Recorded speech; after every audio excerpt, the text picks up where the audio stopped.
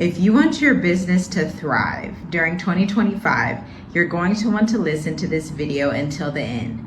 Listen, messaging that converts in this season is critical.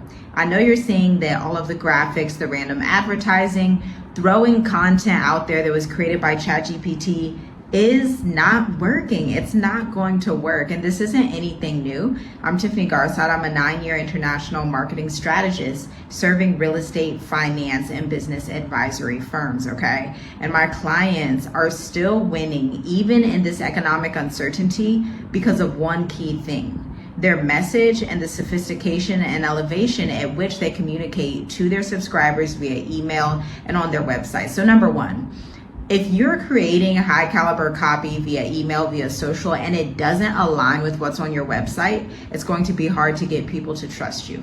Number two, in this economy, people do not want a nice to have. What worked in 2023 is not going to work in 2025, and I'm sure 2026 as well. What worked back then is not what's working now. And you know what? I was listening to the Social Proof podcast earlier, and there was something that Donnie Wiggins said that was so powerful. That's like, if you are trying to become the person that you already were because you're so proud of your achievements, that's probably not the right direction to go into. Although you've reached a level of success in your business, although you're happy, you're content with your results, and you still want to scale and make room, but you're looking backwards to get forward, that doesn't make sense. So instead, you need to be asking yourself, okay, how can I elevate my message this time? Yes, it's going to be a way and you haven't done it before. Maybe you're going to do a pivot. Maybe you're going to move from doing, just estate planning, and now you're going to start doing high caliber estate planning for doctors and niching down more. Whatever it is, you need to make sure that your message is tried and true, and that it does not leave any questions unanswered. If your message on your website, through your emails, and if you're not emailing your list at least 4 to 5 times per week, I strongly suggest that you do that to educate your audience, okay? Now, moving on to the next point. If your message is not serious, if people read your message and they feel like, this just sounds like everything else that I've read, they're not necessarily going to unsubscribe. They're not necessarily going to, write an email to you and say, hey, I hate how you wrote this message. Instead, they're just going to be silent and they're not going to buy, or maybe they'll click a few times, but they're not going to convert. And so conversions are largely based on the foundation copy that you've written, the 2 C's.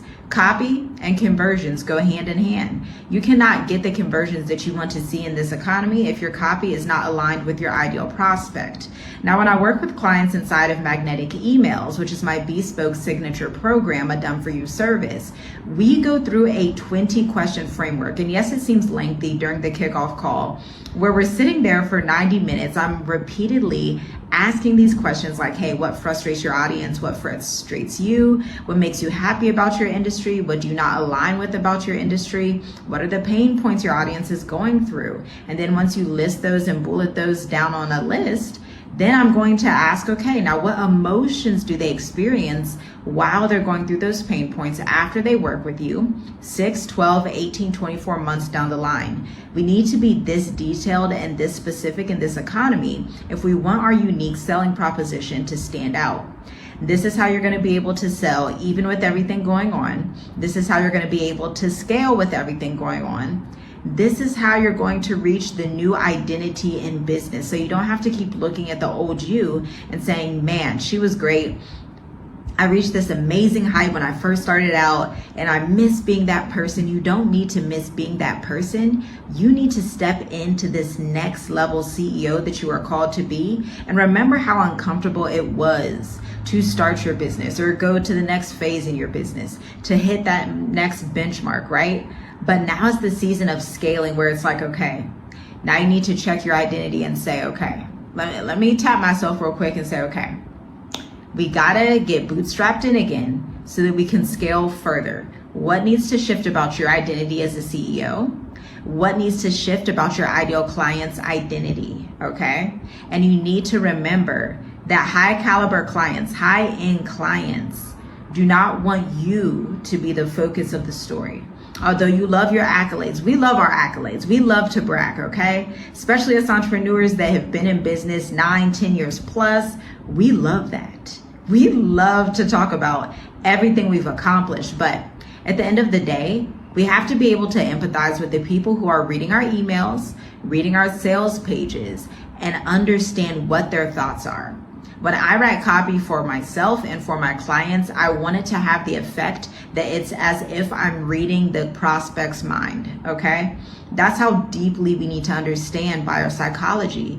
And the only way to do that is if you're paying attention to your sales calls, you're paying attention to the current clients you have and the things they say, or you're paying attention to testimonials. This is something I do for one of my favorite clients. We do testimonials like every other day, and I will go through and write case studies out of each testimonial. And when I say case studies, not just copy and pasting and saying, hey, this person said this, but setting the context, like set up the real story brand, set up the actual framework for this testimonial.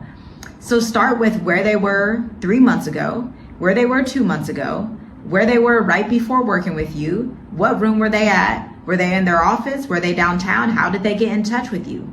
Like, help people go to the extra level of trying to understand who you are and what you do. Like, it's gonna require that extra level.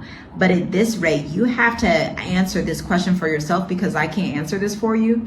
You have to answer this question for yourself right now. Ask yourself, am I willing to go out of my comfort zone to reach the next level in business, to stop looking at what used to be, what worked in 2023, who you were in 2023. You need to be the you in 2025 and beyond. Actually, you probably need to be the you in 2028 that looks back and says, whew, I'm glad I made those decisions. Let's keep going. Go ahead and save this, share this, and let me know your biggest takeaway down below, and tag a CEO who needs to hear this.